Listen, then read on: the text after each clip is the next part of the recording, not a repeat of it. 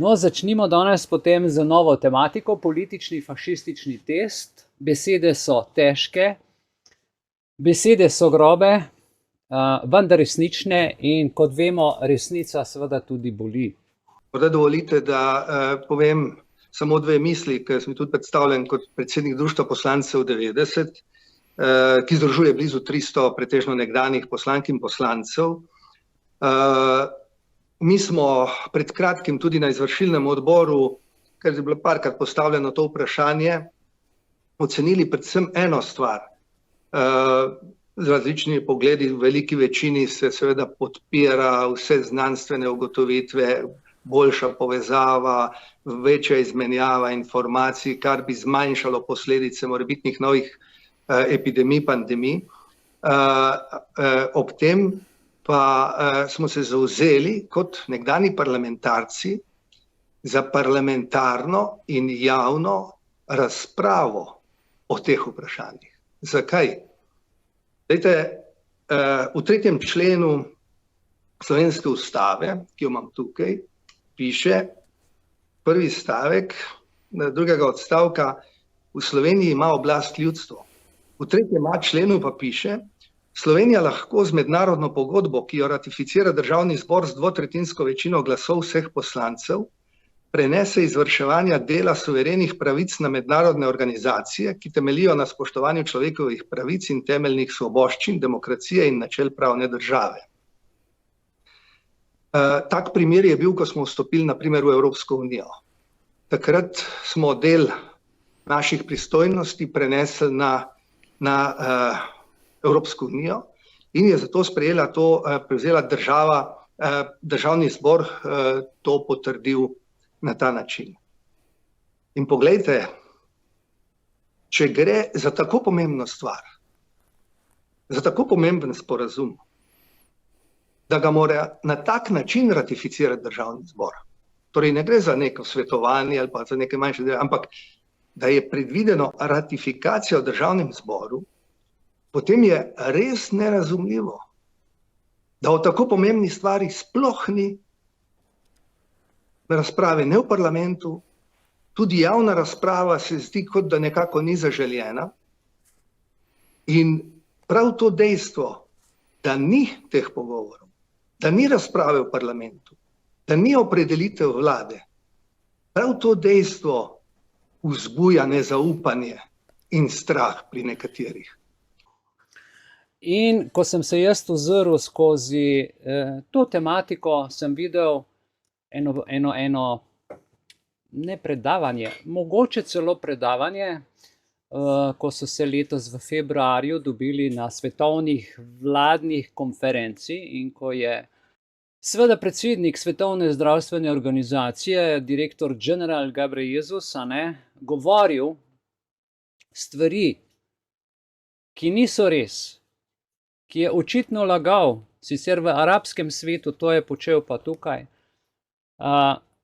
me je tako vznemiril v bistvu v duši, da ko poslušam Aleksandrina predavanja, si rečem, svet je res nemogoč. Človek, ki mu je zaupana takšna funkcija in ki je ves svet pognal v pandemijo, teste, maske, zapiranje, dajal te nasvete, na koncu reče, da on nič od tega ni naredil, in da so to vlade naredile same. Kako je ta zadeva potekala? Zakaj sem dal temu ime politični fašistični test? In hitri fašistični testi so brezplačni v vseh javnih zdravstvenih zavodih in pri koncesionarjih. Bomo pa videli skozi ta nocojšnji diskurs, ki ga bom skušal seveda z vami podeliti. Rumeno-črna kombinacija, ki dejansko je v svetu, v naravi in sploh v barvni kombinaciji najbolj strupena kombinacija.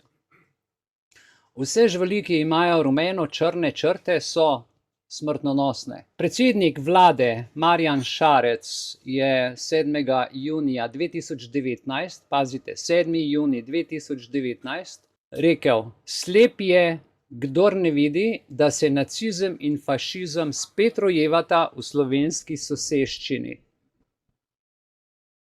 Po moje so se začele dogajati v Sloveniji že takrat priprave na COVID, zadeve je videl, kam peljejo, fant je dovolj brihten, mogoče ni ravno ustrojen za politika, zato je tudi to izjavil, ki sicer ne bi smel, ampak glejte, celo piše to v časopisu. Zdaj, glede na to, da govorimo o epidemiji, pandemiji, ki je bila pred 4 leti, seveda bi se jaz najprej ozrl na 5. člen zakona o nalezljivih boleznih. Kaj ta zakon pravi?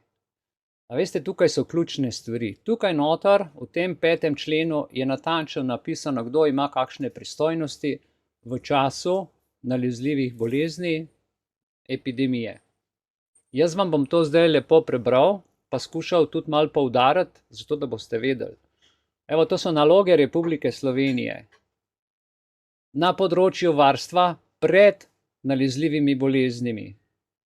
Izvajajo ministrstvo, pristojno za zdravje, Vejca, Inštitut za varovanje zdravja Republike Slovenije in območni zavodi za zdravstveno varstvo v skladu z zakonom o zdravstveni dejavnosti, kjer je naveden tudi uradni list. Zdaj pa je Vejca. V primeru naravnih in drugih nesreč ter v vojni, pa tudi organi in enote za zaščito, reševanje in pomoč v skladu s posebnim zakonom. Ustavimo se za trenutek pri tem prvem odstavku. To se pravi, na področju, pazite, varstva pred nalezljivimi boleznimi, izvajajo ministrstvo pristojno za zdravje. To vemo, to je ministrstvo za zdravje. Vejca, Inštitut za varovanje zdravja Republike Slovenije. Jaz mislim, da ta inštitut ne obstaja več. Zdaj mu rečejo NIJZ, Inštitut za varovanje zdravja Republike Slovenije, ko vtipkate to v internet, ne obstaja več, ker se je preimenoval in ni mi jasno, zakaj to v zakonu, kljub vsem spremembam, ki jih vnašajo, tega noter ne vnesejo. Kdo je namreč v ozadju? Kdo je ta Inštitut za varovanje zdravja Republike Slovenije? A je to mogoče dr. Petrinova, ki dela a je to mogoče ta inštitut? Kaj je to za ena zadeva? Ker namreč tukaj v tem zakonu NIJZ ni omenjena. Glejte, dalje so pa seveda omenjeni območni zavodi za zdravstveno varstvo v skladu z zakonom o zdravstveni dejavnosti. In tukaj se zadeva zaključi. Kar se tiče nalezljivih bolezni, pazite, v primeru naravnih in drugih nesreč, mislim, da ni bilo naravnih nesreč v času COVID-a, mislim, da ni bilo drugih nesreč v času epidemije, pa tudi organi, za zaščito, reševanje in pomoč. To je civilna zaščita. S posebnim zakonom. Torej, civilna zaščita, tlele v COVID-u ni imela kaj početi, upletla se je tudi vojska, ki pa sploh v tem zakonu ne sme sodelovati. Se pravi, imamo zdaj tukaj dva protizakonita elementa že v prvem odstavku. Pa gremo naprej prebrati. Ministrstvo pristojno za zdravje spremlja gibanje pazite, ministrstvo spremlja zdravje, gibanje nalezljivih bolezni v državi in v tujini in o tem obvešča pristojne organe ter sprejema programe, usklajuje delo in določa ukrepe za izvajanje programov na področju obvladovanja in preprečevanja širjenja nalezljivih bolezni in epidemij. To so naloge Republike Slovenije. Gremo naprej. Inštitut za zdravje, za varovanje zdravja Republike Slovenije. Še vedno ne vem, kaj to je, ta en inštitut. Ne vem. V glavnem se oglača NIJZ, potem in območni zavodi za zdravstveno varstvo spremljajo in proučujejo epidemiološke razmere nalezljivih bolezni v skladu z obveznostmi, sprejetimi, pazite, z mednarodnimi sporazumi in v skladu s programi Svetovne zdravstvene organizacije, ter na tej podlagi in v skladu s planom zdravstvenega varstva Republike Slovenije pripravijo programe za preprečevanje, obvladovanje, odstranitev, eliminacijo in izkoreninjenje nalezljivih bolezni. Ja? Se pravi, ne pride tukaj upoštev samo neka komanda in tle nas lepo delajo, pač pa mora na tej podlagi, kar dobi nasvet v skladu s planom zdravstvenega varstva Republike Slovenije, Ministrstvo za zdravstvo in pa seveda območni zavodi za zdravstveno varstvo spremljati in temu primerno po zakonu ravnati. Nič od tega se v Sloveniji v času covida ni dogajalo. Namreč, cepili in testirali so civilna zaščita, vojska in pa, ne vem, medicinski študenti, noben od teh ni imel ustrezne izobrazbe za to opravljanje te dejavnosti, ne samo izobrazbe, niti še kaj druge, niti šole, niti pooblastil. Zadnji odstavek tega 5. člena, gledajte, programe iz prejšnjega odstavka določi minister. Programe iz prejšnjega odstavka določi minister. Se pravi, tudi če WHO karkoli reče, je minister tisti, ki za slovensko področje pripravi programe. On je pristojen za zdravje za posamezno leto ali za daljše obdobje. Program mora določati ukrepe, njihove izvajalce, roke za izvršitev posameznih nalog ter potrebna finančna sredstva. Tukaj noter jaz ne vidim, da bi lahko kdorkoli razen Ministrstvo za zdravje posegal v finančna sredstva znotraj države, sploh pa ne Evropska unija, ali pa Bill Gates preko WHO in WHO preko EU in EU preko nekih podračunov, ki prihajajo tukaj skriti, kakor bomo v nadaljevanju videli, v Republiki Sloveniji, celo v občine. Vam prihaja denar za to, da naši uradniki, župani in javna uprava dela po navodilih, s tem pa dela neizmerno škodo ljudem in zdravju. Tukaj je pa zelo zanimiva stvar, kar vam bom zdajle povedal, imejte to pred očmi cel čas nocojšnjega predavanja ali pa teh informacij. 3. člen ustave pravi, v Sloveniji ima oblast ljudstvo. Državljanke in državljani jo izvršujejo neposredno. In ko smo ljudje dajali mnenja, so nas utišali, rezali, kaznovali, vzeli računalnike, vdirali, pretepali, da ne govorim na ulici, zaradi določenih stvari, ki jih je Svetovna zdravstvena organizacija svetovala in predpisala, so pri nas ljudje plačevali kazni. A veste, koliko milijonov evrov sem gledal, je bilo kazni, ampak pustimo. Tukaj je potem 3.a člen. Zdaj smo videli oblast ljudstvo. Zdaj pa tako. 3.a člen. Slovenija lahko z mednarodno pogodbo, ki jo ratificira Državni zbor, pazite, je mislim, da od 2002 ali pa od 2015, ne vem, ali pa od 2012, Slovenija šele članica Svetovne zdravstvene organizacije in jaz se ne spomnim, da bi to bilo kje javno objavljeno, ratificirano, ampak gledajte, mednarodne pogodbe se ratificira z dvotretjinsko večino glasov v Državnem zboru. Vseh poslancev, in se prenese izvrševanje dela suverenih pravic na mednarodne organizacije, samo preko Državnega zbora. Ampak samo na tiste, pazite, ki temeljijo na spoštovanju človekovih pravic in temeljnih svoboščin, demokracije in načel pravne države. Glede na to, kaj je Ustavno sodišče, ki tudi ni najbolj nedolžno, pa kljub temu ugotavljalo neustavnosti, koliko je nezakonitosti, bomo videli vnaprej, da ta fašizem ne dovoljuje naravnega prava, niti rednega prava, in naša ustava ima precej naravnega prava. Noter ima človekove pravice in tako naprej in tako naprej. Ampak stvari so se dogajale kljub temu, da je to napisano. In kar se tiče sedaj te pandemične pogodbe z WHO, ki pravi, da bo IHR svetovni zdravstveni pravilnik. Lejte, to je zanimiva stvar. Slovenija k temu pravilniku ne more pristopiti. Za Slovenijo bo ta pravilnik, kjerkoli ga spremejo, kdorkoli ga podpiše, ga lahko podpiše. Karkoli se bo zgodilo, je neveljaven. Namreč mednarodne pogodbe, tudi če gre za ratificiranje, tudi če gre za dopolnjevanje, kadar gre za tako bistveno stvar, mora državni zbor z dvotretjinsko večino glasov vseh poslancev, a ne, posebej kadar gre za prenašanje dela suverenih pravic, potrditi.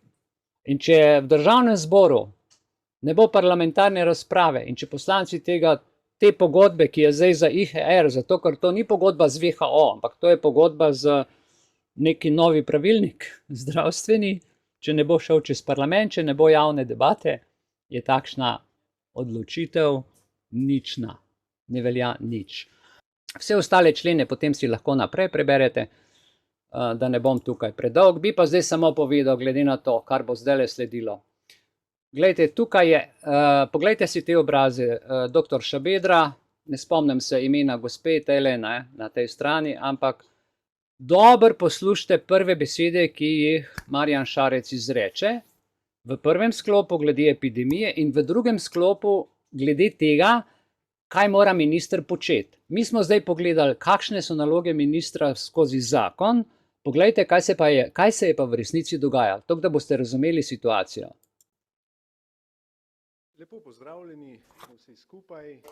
Obveščam vas, da smo na današnji seji obravnavali poročilo Ministrstva za zdravje, ki se tiče koronavirusa. Moram povedati, da v tem trenutku do 12. ure še nimamo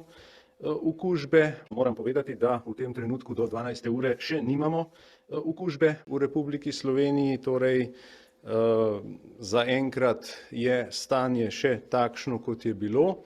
Seveda pa pričakujemo, da se bo okužba slej ko prej zgodila, ker je v vseh sosednjih državah že prisotna. Seveda pa pričakujemo, da se bo okužba slej ko prej zgodila, ker je v vseh sosednjih državah že prisotna.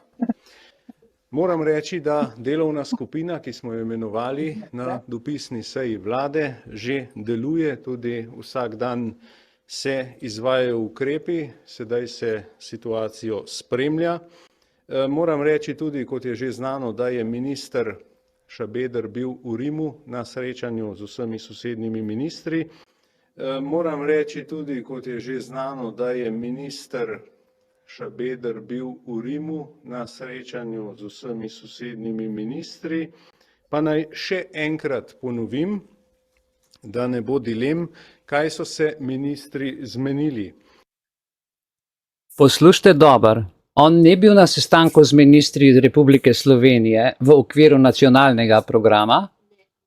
Nobenega bolnika, nobene okužbe, ničesar.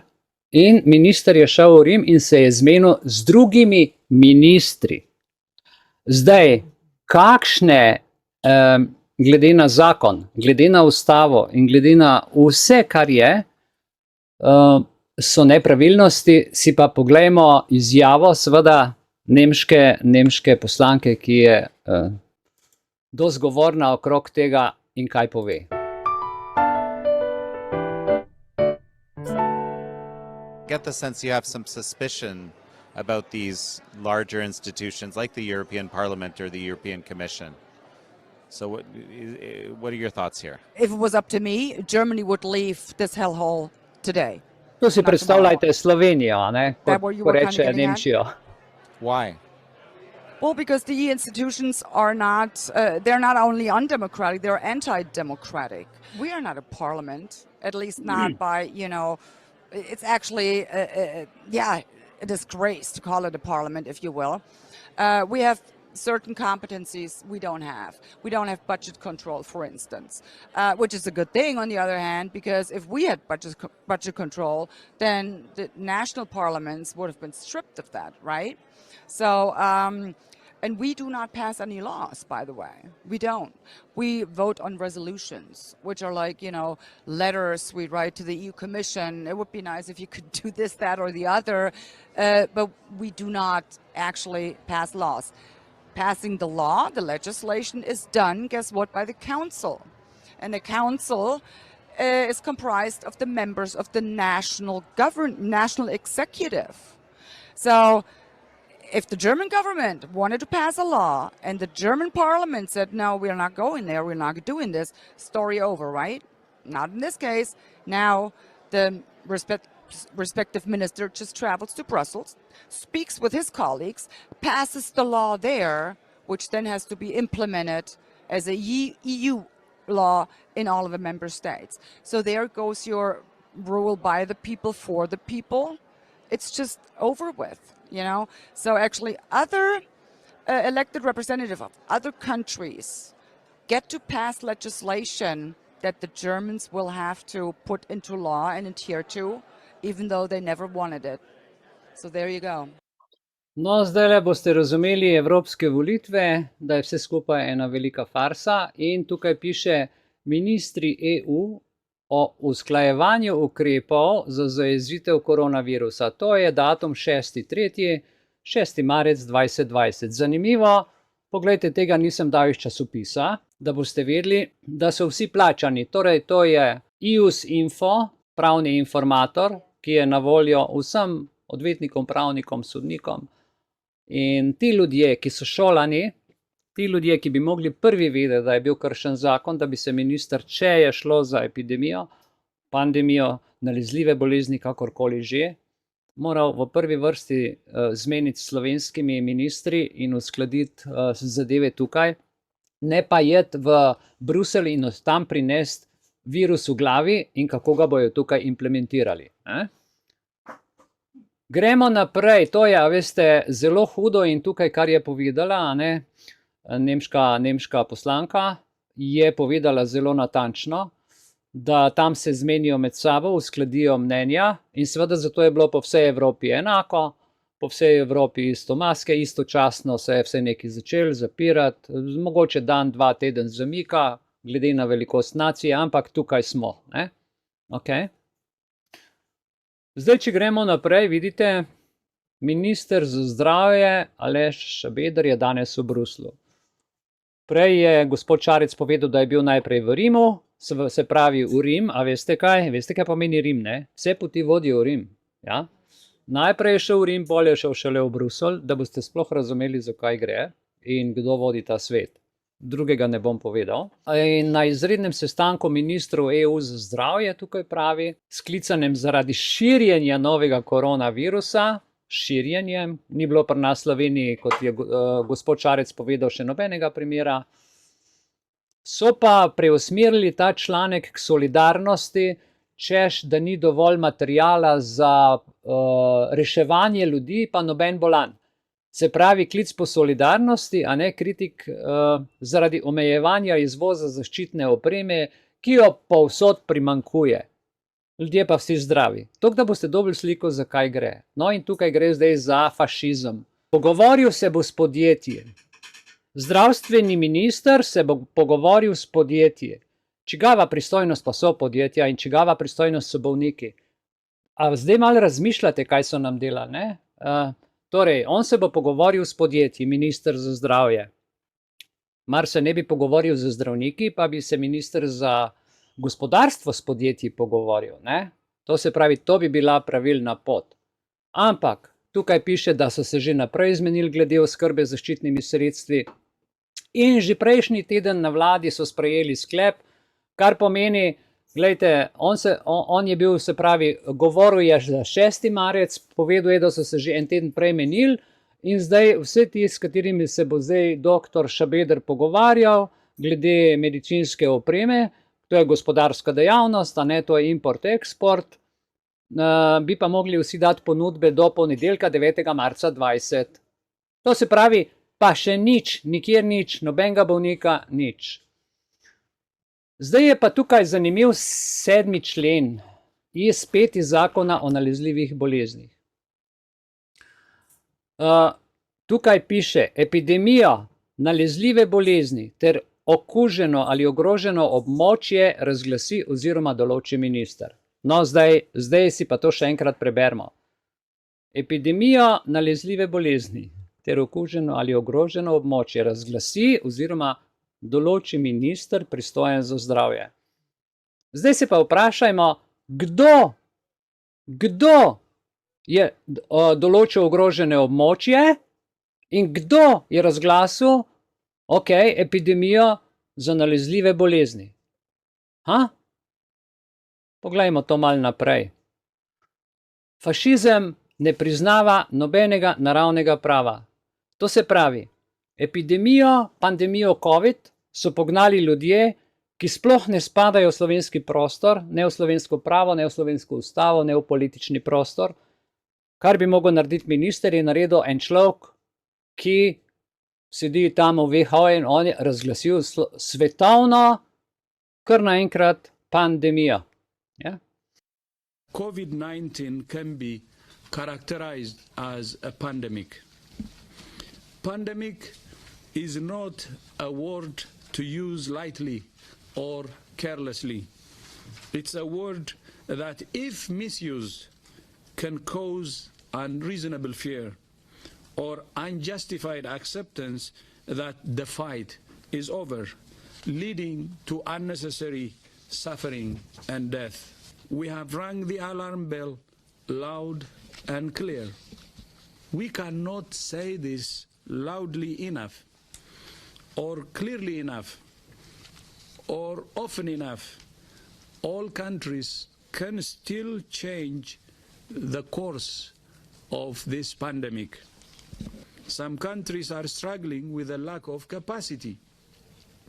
Some countries are struggling with a lack of resources. Some countries are struggling with a lack of resolve. First, prepare and be ready. In tu je dejansko nakazal to aroganco, da je pohodil pravila, ki so še zmeraj veljavna. Pravila, interne zakone WHO-ja in je vzel oblast v svoje roke. Tako da te trditve zagovornikov teh nove pandemijske pogodbe in IHR pravilnikov so pravzaprav zelo zavajajoče, da ni res, da generalni direktor ne bo imel takšno oblast.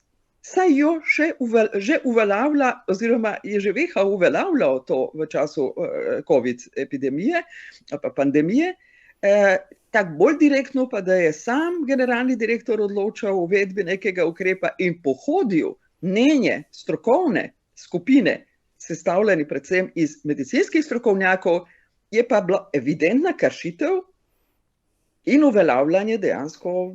Noben ni dvignil glasu v svetu. In kaj zdaj, tukaj si poglejmo, glavna značilnost fašizma je, da se ponuja kot alternativa med liberalnim kapitalizmom in Marksovim komunizmom. Bom kar prebral, da bo ostalo natančno. To sem vzel iz Wikipedije, sem zelo mogel iskati, ker zelo spreminjajo tudi Wikipedijo. Ampak ta stavek še stoji. Na skrajno desno fašizem uvrščajo nadnacionalizem, militarizem in ekspansionizem. Na skrajno levo pa vrednota dela, socialna demokracija in generacijska revolucija.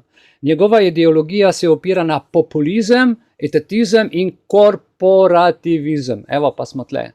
Posebno v prvih časih obstoja je fašizem zagovarjal, pazite, socialno vlogo zasebne lastnine, hočejo vse imeti, vse naše je njihovo pa nas nič ne briga, in delitev prebivalstva na družbene razrede.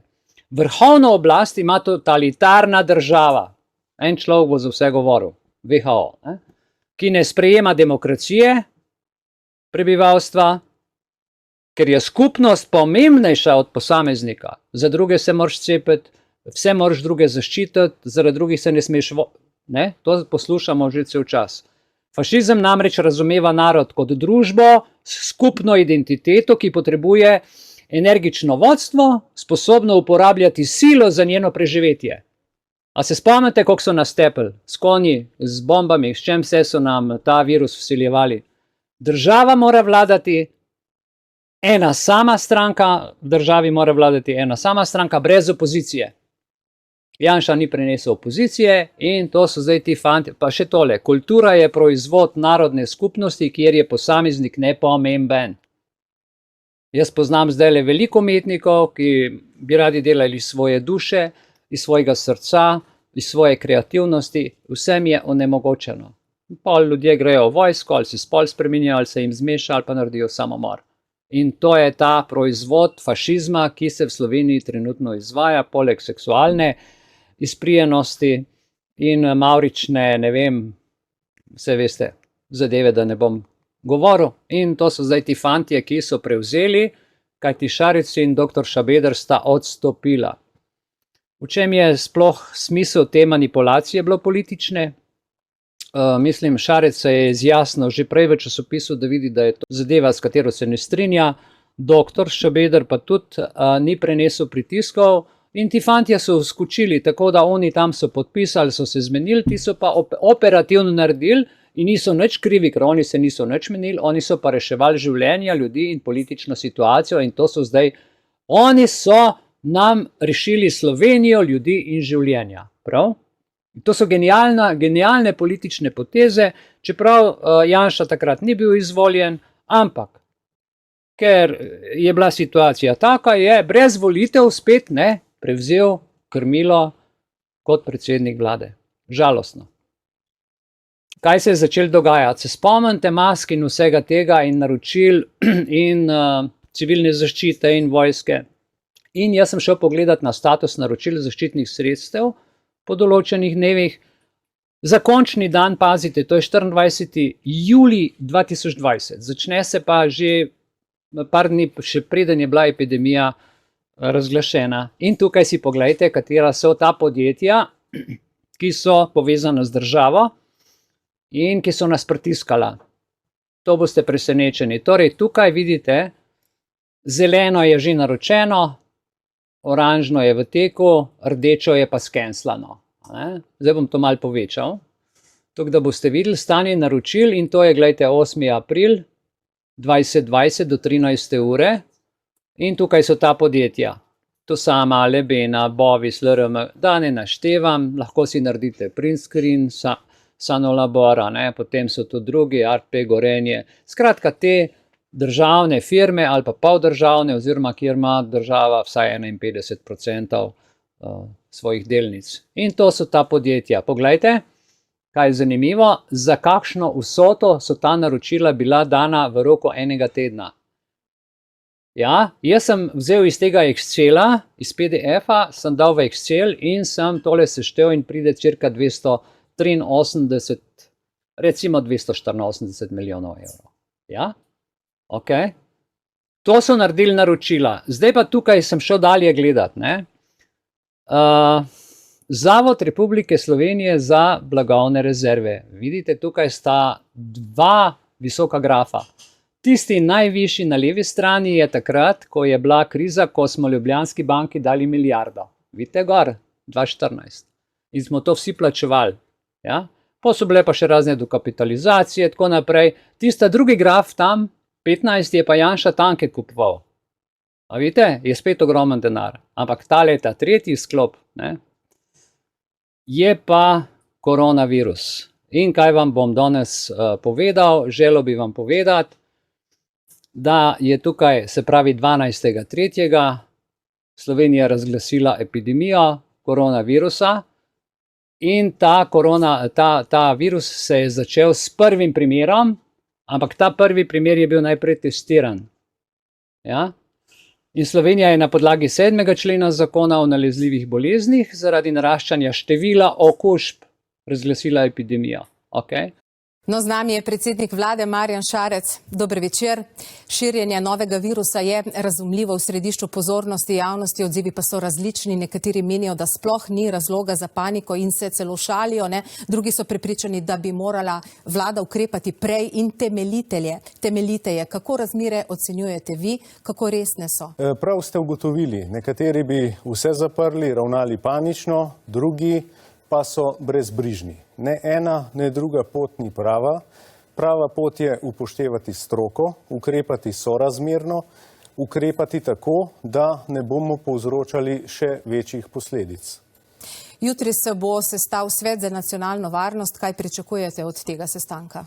Ja, Svet za nacionalno varnost je posvetovalno telo vlade in ko je Nacionalni inštitut za javno zdravje in tudi Ministrstvo za zdravje, ko sta ocenila, da je čas za ta sklic, da se Svet za nacionalno varnost tudi seznani z aktualno tematiko, se pravi, da imamo tudi dovolj podatkov, da bo minister lahko ažurno poročal na to priporočilo sem ta svet za jutri tudi sklical. Zdaj vam bom pokazal iniciatorja testov. Iniciator testov je pa Bill Gates. Kaj je on rekel? Glejte, nalezljive bolezni lahko širimo samo z diagnostičnim testiranjem. To je zapakiral tako, da je človek, ko je slišal diagnozo, najprej to besedo, a ne, je to manipulacija, si ti pomislil na to normalno zdravniško diagnozo, nisi pa sploh pomislil, da ti bojo v nos vrtali. Ja? Ali pa na hitre antigenske teste, ki so jih potem naredili za doma, ker smo se vsi branili, so takoj nove, v enem letu so naredili za cel svet testov. Ok, poslušajte, kaj je rekel. Zelo previdno, ker je zapakiral res dobro. Es war Anfang Februar, als ich in einem Meeting war, als Experten der Stiftung sagten, dass es keinen Weg gibt und dass es zu viel Ärger ohne die Diagnosen gibt, damit wir das eindämmen. Und zu diesem Zeitpunkt wussten wir nicht wirklich, dass die Sterblichkeitsrate relativ gering ist und dass es sich um eine Krankheit handelt, die vor allem ältere Menschen betrifft, ähnlich wie die Grippe, wenn auch etwas anders als diese. Also das war eine ziemlich erschreckende Zeit, wo die Welt nicht gewarnt war, einschließlich der USA, nicht so wie es sein sollte. Ja, veste, sedaj, ko je COVID priznan, virus kot gripa, ker je tudi v zakonu o nalezljivih bolezni, so ga noter pa so dali po celem svetu, so to zakonodajo sprejeli.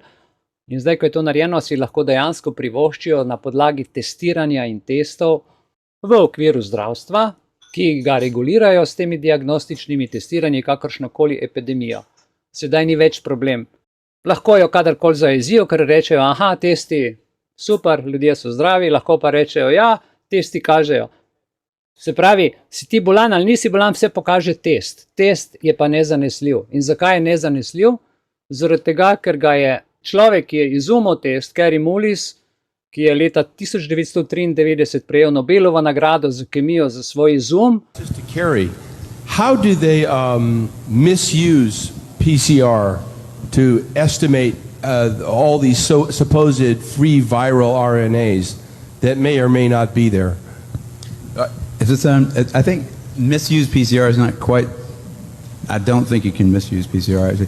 No, the results, the interpretation of it. See, if you can say, if they could find this virus in you at all, and with PCR, if you do it well, you can find almost anything in anybody. It starts making you believe in the sort of Buddhist notion that everything is contained in everything else, right? I mean, because if you can amplify one single molecule up to something that you can really measure, which PCR can do, then there's just very few molecules that you don't have at least one single one of them in your body, okay? So that could be thought of as a misuse of it, just to claim that it's meaningful.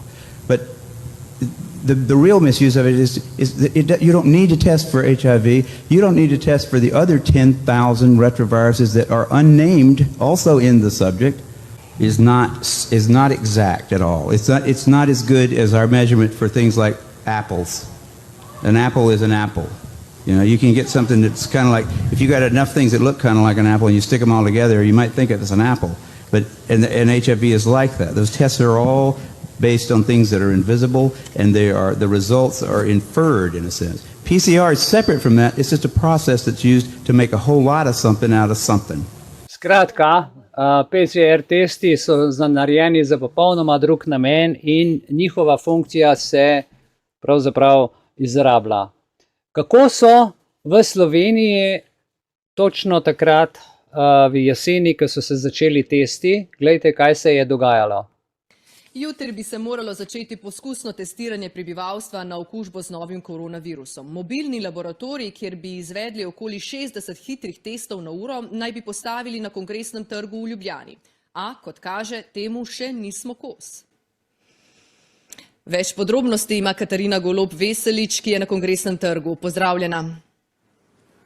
Lep pozdrav, torej tukaj na Kongresnem trgu o mobilni enoti za začetek množičnega testiranja ni ne duha, ne sluha. Kar nekaj časa smo danes na ministrstvu in vladi preverjali, kako potekajo priprave na napovedan jutrišnji začetek množičnega testiranja in ugotovili, da po odstopu zdravstvenega ministra vlada precejšnja zmeda. No, pred 2 urama so nas obvestili, da so začetek testiranja prestavili na torek. Prvi problem je ta, da testerjev, s katerimi naj bi izvajali testiranje, v resnici sploh še ni v Sloveniji. Razpis zanje so namreč morali na ministrstvu ponoviti. No, rok, ko naj bi ti prispeli v državo, pa poteče šele jutri, ko pa naj bi se testiranje na Kongresnem trgu že začelo. Druga težava, kdo bo izvajal testiranje? Enotnega odgovora ni. Torej tudi tega ne vemo. Če so nam na ministrstvu danes zatrdili, da naj bi ga izvajala civilna zaščita o pomoči občine Ljubljana, smo iz vladne strani dobili informacijo, da je danes tekom dneva situacijo reševal direktor NIJZ-ja Milan Krek in na hitro zbral ekipo, ki bo izvajala testiranje. Hitro testiranje med prazniki, videli ste, da je bilo novo leto, pa slišali ste, da je minister odstopil. Takrat je bil minister, da boste vedeli, nihče drug kot Janez Janša, bil je predsednik vlade in hkrati minister.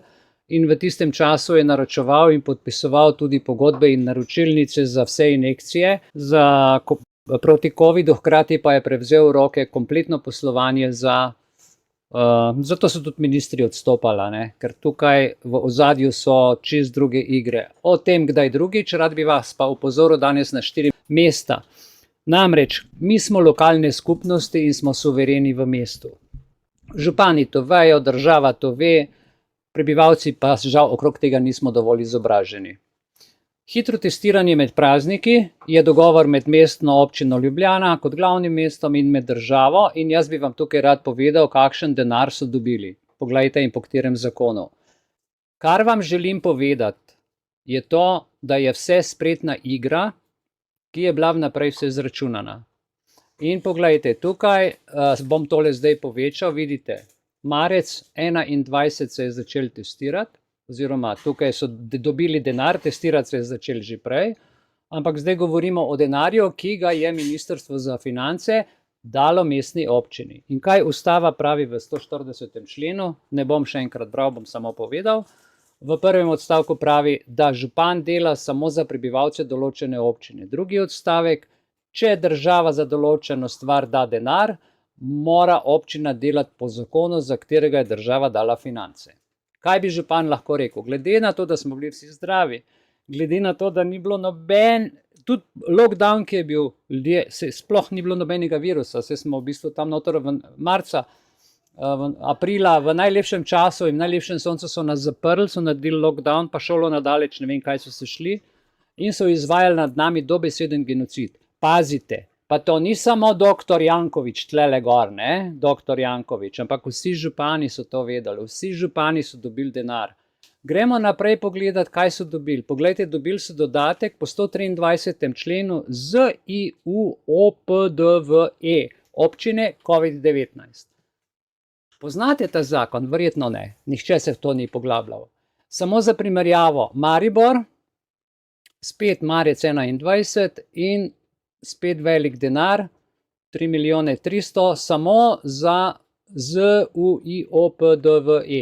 Gremo naprej, mestna občina Celje, boste videli, spet, evo tukaj oni so dobili pa že januarja 21 in gledajte, spet zakon, dodatki po 123. členu ZUIOPDVE in tako naprej in tukaj velike vsote. Gremo v eno manjšo občino, da ne bomo samo v mestnih. Glejte, občina Puconci so dobili tudi denar, a ne, v januarju 21 in sicer so dobili, koliko so dobili tle, 88.000 evrov, to je ena majhna vas, recimo slabih 100 jurjev, dodatki po 123. členu ZUI, da ne ponavljam, COVID-19. Ja? Ok, zdaj pa gremo pogledati, kaj to je. Boste presenečeni. Torej, to je zakon o interventnih ukrepih za pomoč pri omilitvi posledic drugega vala epidemije COVID-19. To je bil drugi val, se spomnite, ne? Prvi val je bil to, pa je bil pa drugi val. In v tem valu 21 so nas kar dobro drkali. Oprostite izrazu, ker sem tako grdo rekel. Borut Pahor je ta zakon podpisal, točno je vedel, kaj podpisuje in to tako lepo piše. Pazite, država, ne, ukaz o ukrepih za pomoč pri omilitvi posledic drugega vala. In zdaj se oni nam pomagajo. Kako nam pomagajo? Poglejte, 123. člen ZIUPOPDVE za izplačilo pomoči za nakup hitrih testov. Ves denar, vse občine v Republiki Sloveniji in vsi župani so za izplačilo pomoči pri nakupu. Se spomnite, ko so nam zastonj teste ponujali? Pa za otroke so rekli, v lekarno moraš pokazati in boš dobil test. Pa vsi v šolah, pa vsi v firmah. Pa vsak dan testirati. Pa če se nisi testiral, vsak dan pa v službo prišel bo tistega. Poslušajte, sramota. In ko sem jaz zdajle po 4 letih hotel pogledati, gledajte, Gov assessment na Ministrstvo za zdravje, sicer vidim, da je tle pojasnila obrazci, ker bi mogli dokumenta več ni gor. Sveda ga ni. Zagotovo, da ga ni. A ne? Tukaj je nedostopen ta dokument z obrazci, ampak mene je zanimalo nekaj. Nekak je Republika Slovenija, Ministrstvo za finance, vsem občinam, to je uradni podatek, nekak 300, recimo zaokrožimo na 345 milijonov evrov nakazov denarja. Če nas je bilo takrat po Statističnem uradu Republike Slovenije 2 milijona 30 tisoč, spet malo zaokroženo, delimo se pravi to vsoto in dobimo na prebivalca 170 evrov, je dobila vsaka občina na prebivalca 170 evrov za to, da te testira in da tvoj DNK dajo potem v, ne vem, da ti to v bistvu najprej ali skozi nos in so to spravljali, preverjali si dobil kasneje rezultate ali pa kasneje ta samotest, zato ker so ugotovili, da je tudi tisto brskanje v nosu nezakonito, glede na zakon o varovanju pacientovih pravic v 5. členu.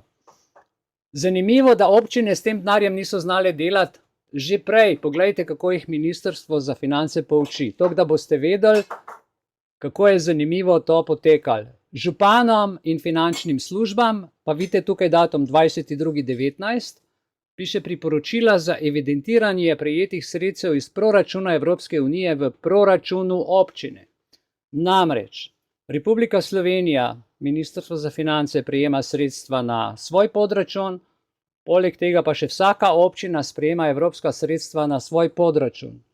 Ta denar se nikjer ne zavede. Tega denarja ni v tistem programu, ki sem vam grafe pokazal, v ERAR-ju, kjer se javne finance v Republiki Sloveniji protikoruptivna komisija vodi evidence. Se pravi, samo denar, ki ga da Ministrstvo za finance izplačuje, ja, ok, ampak kar pride pa iz Evropske unije, direktno na občine in kar pride na Ministrstvo za finance, tega denarja pa ne vidi nihče.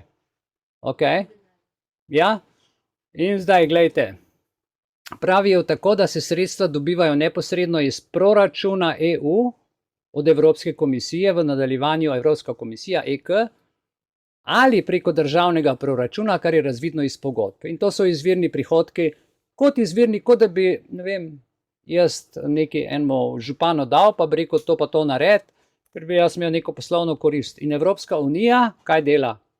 Da je populacijo, kaj je dala denar, zakaj? Za teste, za injekcije, za medicinski teror, terorizem.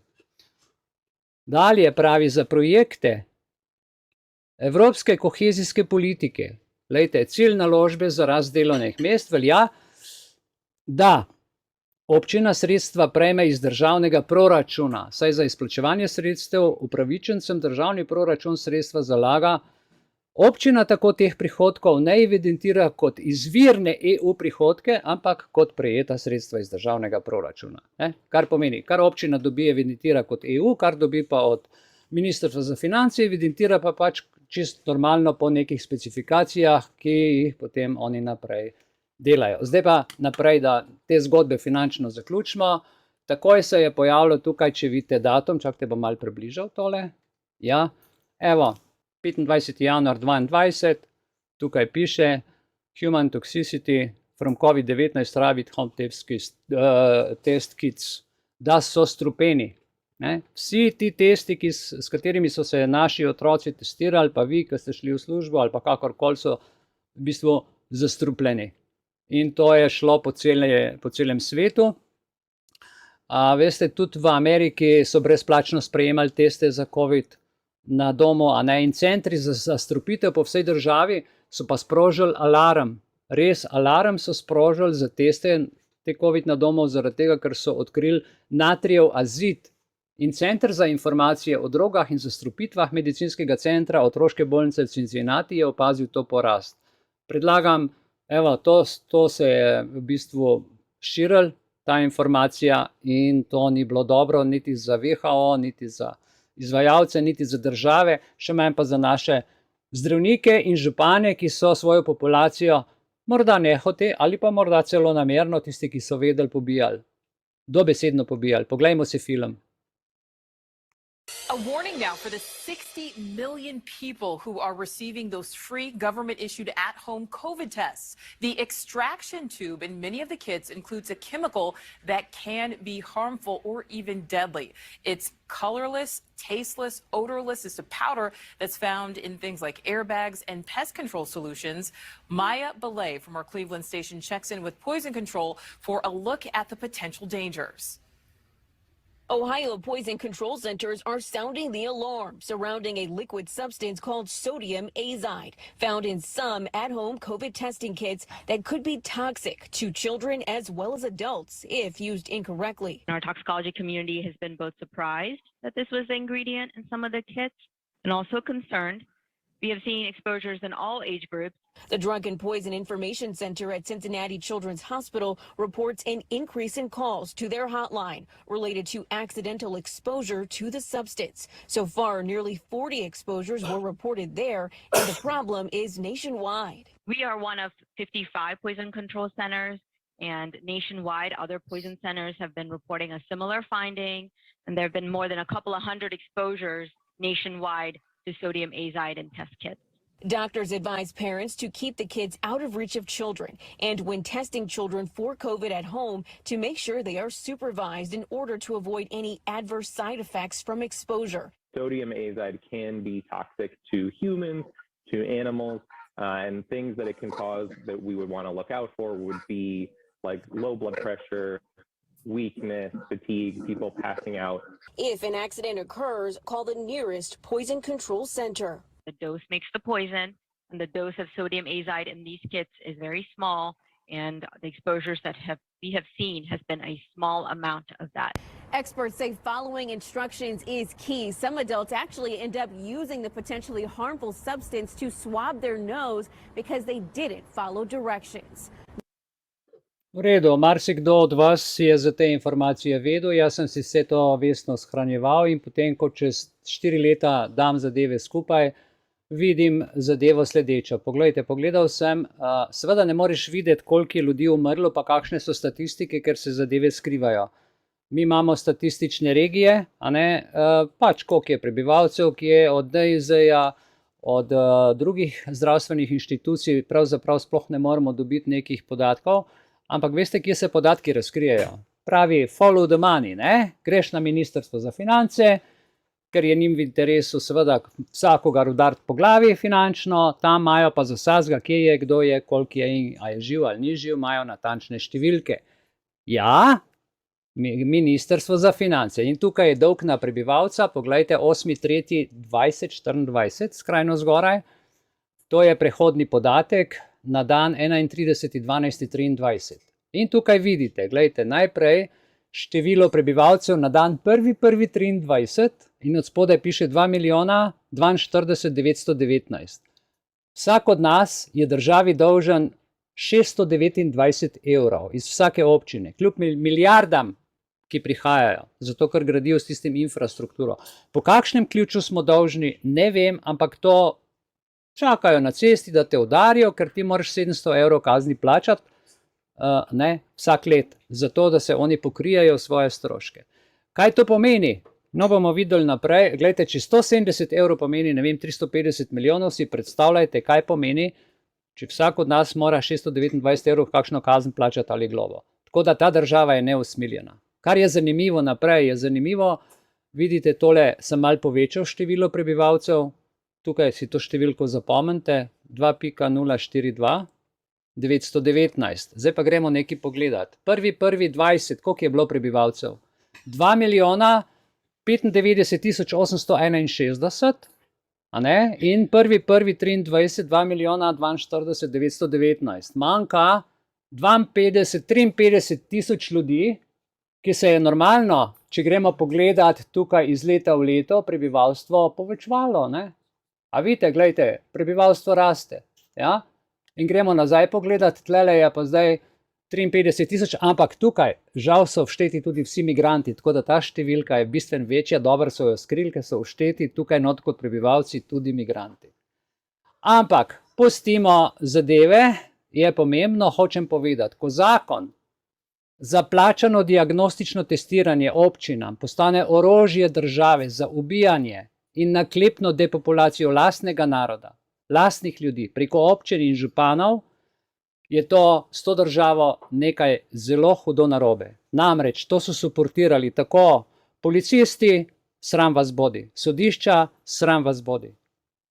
Tožilci, nihče se ni oglasil. Jaz sem naredil prvo kazensko ovadbo Janeza Janša, ker ko je postal predsednik vlade, je prva stvar, še prednji je dal slovesno za prisego, rekel, da ne bo covida konec, dokler se vsi ne bomo cepili. Jaz sem se počutil ogroženega, on je mene pravzaprav, in jaz sem napisal takrat kazensko ovadbo. Odgovora od tožilstva ni. Zdaj poglejte, zakon o interventnih ukrepih za pomoč pri omilitvi posledic drugega vala epidemije, dejansko je šlo pa za kaj, za naklepne umore. Kdo je bil o tem obveščen 1 leto prej? Tukaj si poglejmo. Ministrstvo za javno upravo in tukaj so Urad predsednika Republike, Državni zbor Republike Slovenije, Državni svet Republike Slovenije, Ustavno sodišče, Računsko sodišče, Varuh človekovih pravic, Državna revizijska komisija, Informacijski pooblaščenec, Komisija za preprečevanje korupcije, Državna volilna komisija, Fiskalni svet, Sodni svet, Zagovornik načela enakosti, Vrhovno sodišče Republike Slovenije, Vrhovno državno tožilstvo, Državno odvetništvo, pazite, občine, Združenje občin Slovenije, Skupnost občin Slovenije, Združenje mestnih občin Slovenije, ki jih je 12, ministrstva, organi v sestavi, vladne službe, upravne enote. Skratka, o tej zadevi je bil obveščen vsak urad v Republiki Sloveniji, kompletna državna uprava. Vsi, s katerimi se srečujemo, kadarkoli imamo stik z državo, so vedeli in družno pri tej zadevi sodelovali. Tako da na tem mestu izrekam moje sožalje vsem ljudem, ki ste kakršnokoli škodo zaradi teh ljudi, ki so to naklepno počeli, utrpeli. Meni je zelo hudo in tukaj se kaže to, kar je Aleksandra lepo povedala v ožjem družinskem pomenu. V prvem odnosu se kaže odnos države do partnerja, ki smo narod, ki smo ljudje. Država je ustanovljena po principu ustave, obnaša se pa, kot da ustavi ni, dela po svoje, dela zaradi tega, ker je plačana. Žal je tiskar, ki natisne številko 100 z zeleno barvo na 100 evrov, je tisti papir več vreden kot človeško življenje. Tako daleč smo prišli. Poglejmo zdaj za te teste, torej to je novinarska konferenca, to tik pred koncem, zdaj smo tik pred koncem, vam povem, to je testiranje. Preden se posvetimo srednji temi novinarske konference, pa si skupaj poglejmo še zadnje epidemiološke podatke. In sicer je bilo včeraj ob opravljenih 2330 PCR testih potrjenih 112 novih primerov okužbe. Število opravljenih hitrih antigenskih testov je včeraj znašalo 39.801. Če si pogledamo prvo današnjo tabelo, bo iz tabele razvidno, da je delež pozitivnih PCR testov včeraj znašal 4,8% in če ta delež primerjamo z deležem izpred enega tedna, ugotovimo, da je bil precej nižji, saj je na dan 7. junija delež pozitivnih PCR testov znašal 7,2%. Evo, to se pravi, s pomočjo testov so ustvarjali pandemijo, epidemijo. Za zaključek, zdaj le boste videli 2 videa. Poglejte, rad bi vam povedal nekaj. 17. marca 2020 je gospod Tedros povedal tole, kar boste videli, pol pa na naslednjem videu boste pa videli, da je vse to, kar narcisi, psihopati, kar je njihova osebna značilnost, zanikal, vse to, kar je tle povedal. Tako da pozorno poslušajte, kaj tle reče in kaj je potem javno čez 4 leta govoril, ker on to nikoli ni rekel, kar je tu rekel, ker države so svobodno to počele. In jaz vam zdaj samo za zaključek, evo, priporočam, da tole je malo slabši prevod, ker ga je direkt Google prevajal, ampak na koncu ta drug prevod bo pa malo boljši. Thank you, Tariq. And good afternoon, everyone. In the past week, we have seen a rapid escalation of cases of COVID-19. More cases and deaths have now been reported in the rest of the world than in China. We have also seen a rapid escalation in social distancing measures like closing schools and cancelling sporting events and other gatherings. But we have not seen an urgent enough escalation in testing, isolation, and contact tracing, which is the backbone of the response. Social distancing measures can help to reduce transmission and enable health systems to cope. Hand washing and coughing into your elbow can reduce the risk for yourself and others. But on their own, they're not enough to extinguish this epidemic. It's the combination that makes the difference. As I keep saying, all countries must take a comprehensive approach. As I keep saying, all countries must take a comprehensive approach. But the most effective way to prevent infections and save lives is breaking the chains of transmission. And to do that, you must test and isolate. You cannot fight a fire blindfolded, and we cannot stop this pandemic if we don't know who is infected. We have a simple message for all countries: test, test, test. We have a simple message for all countries: test, test, test. Test every suspected case. If they test positive, isolate them and find out who they have been in close contact with up to 2 days before they developed symptoms, and test those people too. Every day, more tests are being produced to meet the global demand. WHO has shipped almost 1.5 million tests to 120 countries. We're working with companies to increase the availability of tests for those most in need. WHO advises that all confirmed cases, even mild cases, should be isolated in health facilities to prevent transmission and provide adequate care. But we recognize that many countries have already exceeded their capacity to care for mild cases in dedicated health facilities. In that situation, countries should prioritize older patients and those with underlying conditions. Some countries have expanded their capacity by using stadiums and gyms to care for mild cases, with severe and critical cases cared for in hospitals. Another option is for patients with mild disease to be isolated and cared for at home. Caring for infected people at home may put others in the same household at risk. So it's critical that caregivers follow WHO's guidance on how to provide care as safely as possible. So it's critical that caregivers follow WHO's guidance on how to provide care as safely as possible. For example, both the patient and their caregivers should wear a medical mask when they are together in the same room. The patient should sleep in a separate bedroom to others and use a different bathroom. Assign one person to care for the patient, ideally someone who is in good health and has no underlying conditions.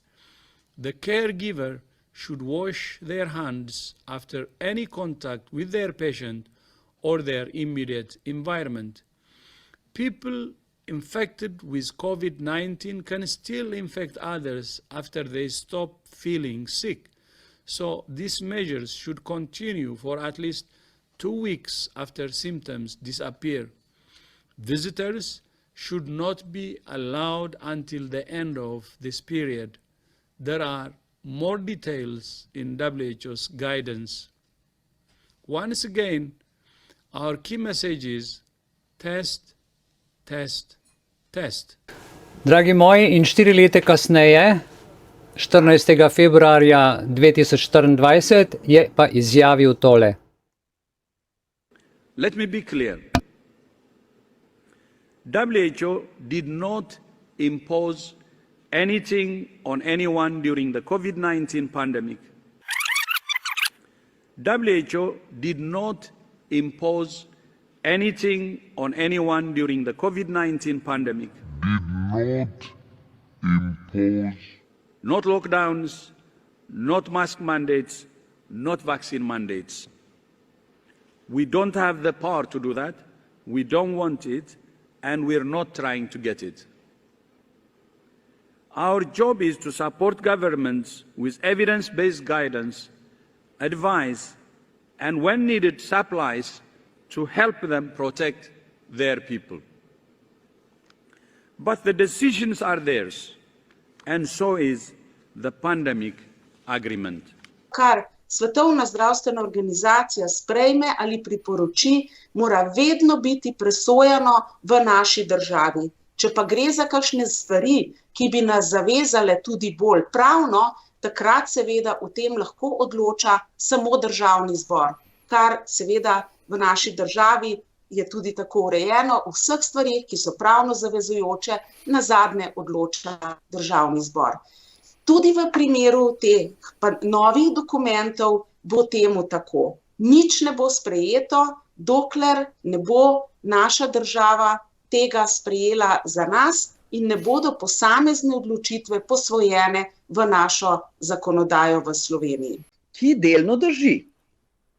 Drži pa na ta način, da dejansko kljub temu, da javnosti ni razgrnjeno konkreten tekst, ki bi naj bil sprejet, dejansko naši vodilni politiki in Ministrstvo za zdravje in vodje poslanskih skupin in v glavnem vodje parlamenta, jaz mislim, da večina poslancev pojma nima o tem, za kaj gre.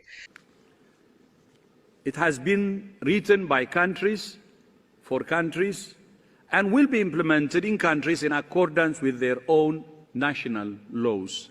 Ampak tisti, ki vedo, dejansko oni že v glavnem vedo, kaj morajo, na kakšen način morajo pripraviti našo zakonodajo, da bi takrat, ko bo WHO razglasil izredno stanje, da bi pol naša zakonodaja reagirala v skladu s temi zahtevami nove pandemijske pogodbe in IHR-a. Tako da dejansko se te zahteve se že implementirajo v našo zakonodajo.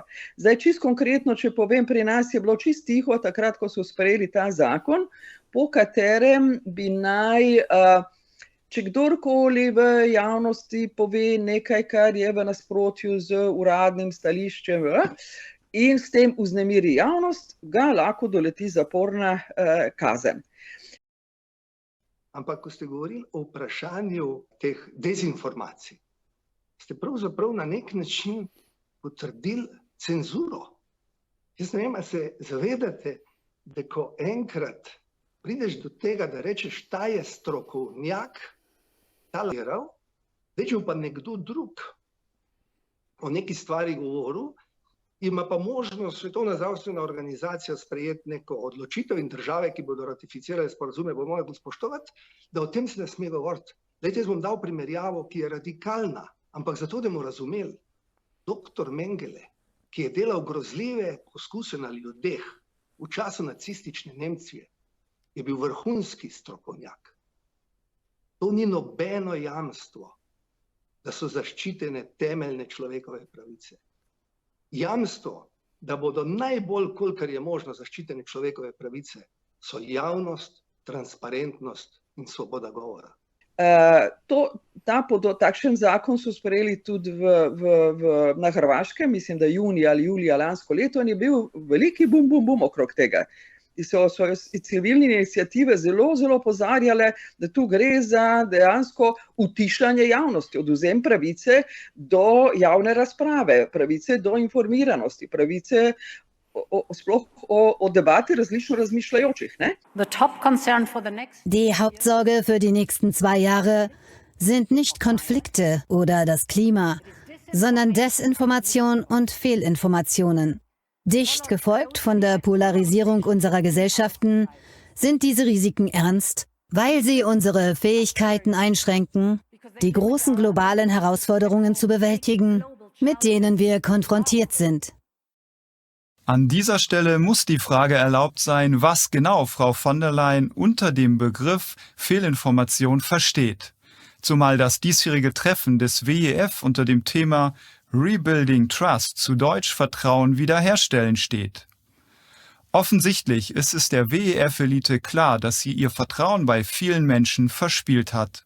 Und eben dieses Vertrauen soll jetzt wiederhergestellt werden. Wir helfen dem WEF dabei gerne auf die Sprünge und verweisen auf unsere ausführliche Dokumentation über seine weltweiten Verstrickungen und üblen Machenschaften, deren Aufdeckung durch alternative Medien der wahre Grund für den Vertrauensverlust der Menschen ist. Pri nas ni bilo ne bu ne mu, noben, vse je bilo tako potihem skrito.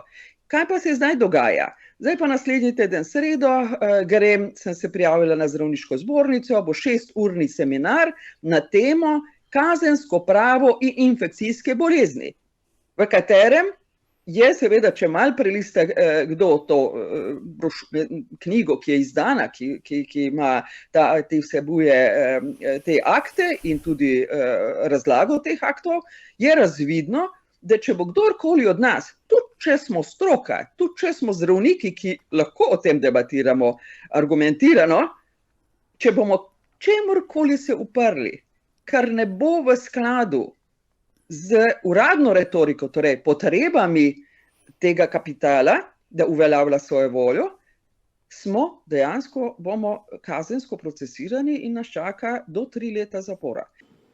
In fact, WHO will not even be a party to the agreement. The parties are governments and governments alone. Far from ceding sovereignty, the agreement actually affirms national sovereignty and national responsibility in its foundational principles. Ko ste govorili o vprašanju teh dezinformacij, ste pravzaprav na nek način potrdili cenzuro.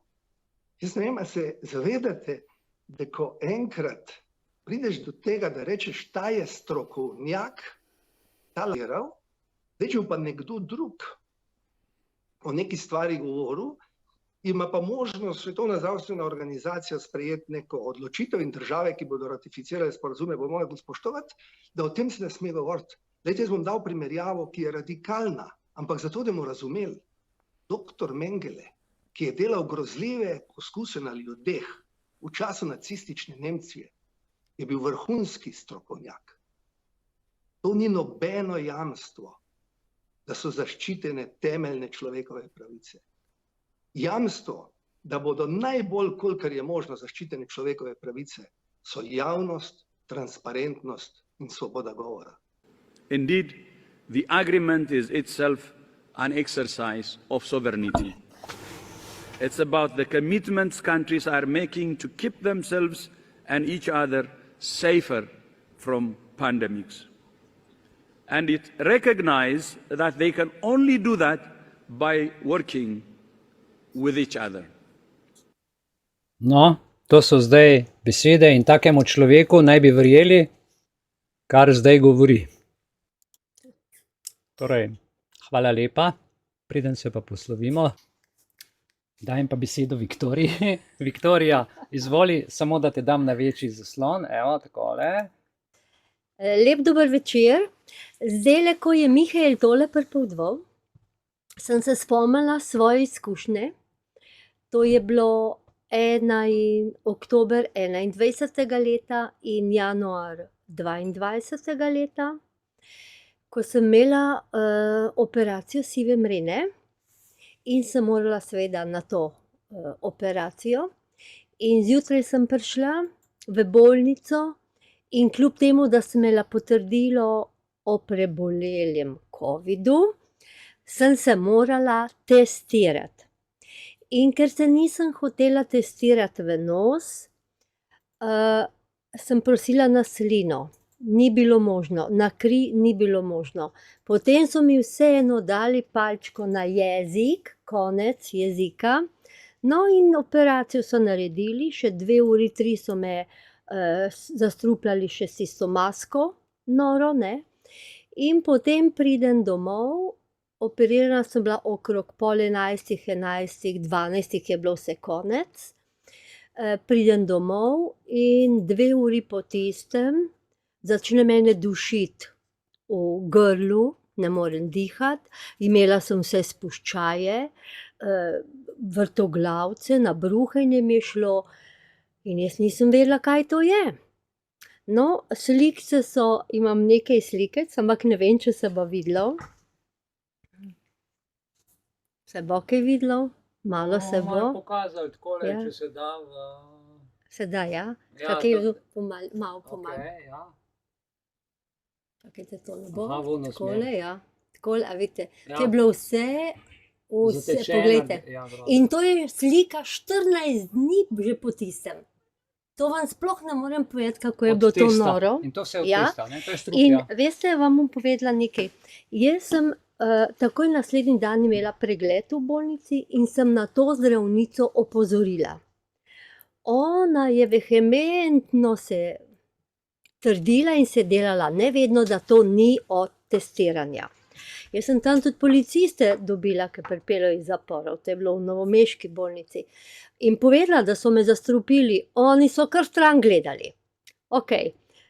Pisala sem tudi svoji osebni zdravnici in tudi to je nemogoče, da je bilo tega. In veste, da nisem bila prepričana, da imam res prav, da je šlo za zastrupitev s tem testiranjem, dokler nisem prebrala, to sem se pa zdaj spomnila, ki je Mihael pripovedoval, dokler nisem prebrala ali na Facebooku, pri možu, ali nekje sem prebrala, ko je babica pisala, kako njen vnuk, ki živi v naravi, na vasi, zdrav fant, po vsakem testiranju v šoli ima točno takele znake, kot sem jih jaz imela. Vrti se mu v glavi, nabruhanje mu gre, ne more dihati.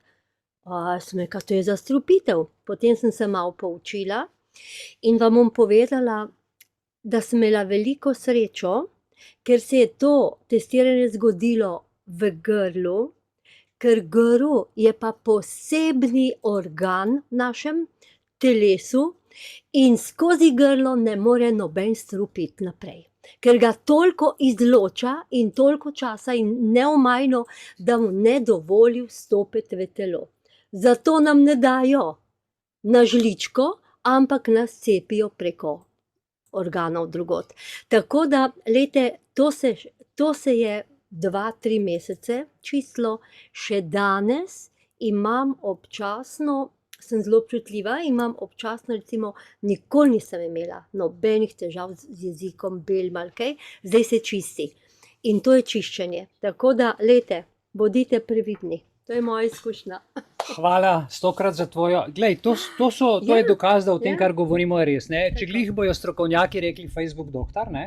Nič za to. Ja, Nič za to. ampak mislim, da je Facebook doktor v ta hip veliko bolj zaupati, kakor nekomu, ki strokovno pove, da to ni strupeno.